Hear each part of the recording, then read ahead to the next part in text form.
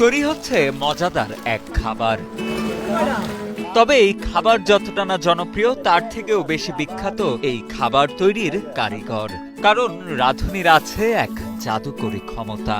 সরাসরি ফুটন্ত গরম তেলে হাত ডুবিয়ে রাখতে পারেন তিনি। প্রথম যে সময় হাত দিছি সে সময় তো একটু সামান্য চলাফেরা করছি। উত্তপ্ত কড়াই থেকে সরাসরি হাত দিয়ে তুলতে পারেন গরম খাবার। এতে তার হাতে হয় না কোনো রকম জ্বালা পোড়া, ফসকা বা কোনো প্রকার ক্ষতি। আমার জীবনে একজনই আমার হাত দেখে হাত দিছে, তোর বাদের দিন আমার গোপনে দেয়াইতেছে যে আমি তো একটা ভুল করলাম, আমনের দেহা দিহি আমি হাত দিলাম। হাত দেওয়া সত্ত্বেও তো আমার নোকটা দেওয়া পড়ে গেল। তাহলে মনে ওরা আজও তো সমস্ত আর ডুবাইতো।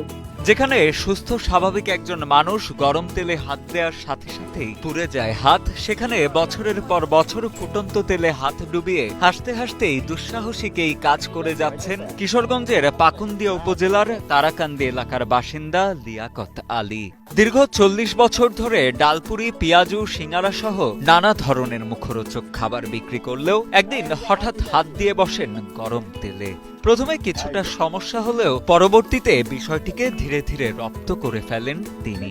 এত সুন্দর হাত দিয়ে তেলের মধ্যে, কিন্তু দেখলে এত ভয় লাগে, কিন্তু হুডা পড়লে চলে এলাই বুঝলাম না নিজেকে মতো কিভাবে হাত দিলা আচানক ব্যাপার পারি না। ওই অবকাশের কারিগররা, হ্যাঁ, মেসিয়াররা সবাই আমারে দেখে বলে আপনি এই হাত কেমনে নিয়ন্ত্রণে আনলেন? তখন আমার হাতটা এইবার টিপবে আর টাপবে এইবার দেখে আসি।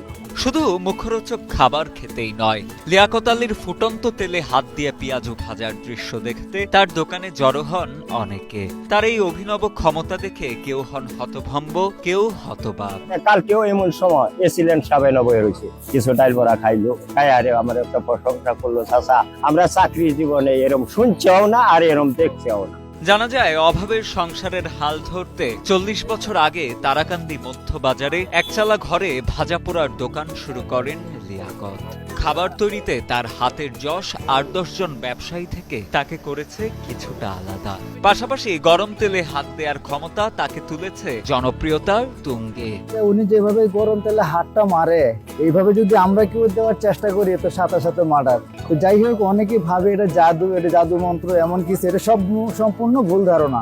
এসএসসি পাশের পর বাবাকে সহযোগিতার জন্য দোকানে বসতে শুরু করেন লিয়াকত আলীর ছেলে সুমনও। সুমন জানান, বাবা অনায়াসে ফুটন্ত তেলে হাত দিতে পারলেও তার পক্ষে সেই দুঃসাহসিক কাজ করা পুরোপুরি অসম্ভব। আমি এসএসসি দেওয়ার পরে আবার পাশাপাশি আব্বুকে হেল্প করতেছি। বিগত 20 বছর যাবত তেলে হাত দিতেছে। এই যে কিভাবে সম্ভব, আবার যে কিভাবে এটা ম্যানেজমেন্ট করে, এটা আমরা মনে হয় যে অবাক, আমি নিজেই অবাক। তবে এমন কাজ অন্যকে করতে নিরুৎসাহিত করেন লিয়াকত আলী। অভিজ্ঞতা ছাড়া এই কাজ করলে ঘটতে পারে ভয়াবহ দুর্ঘটনাও।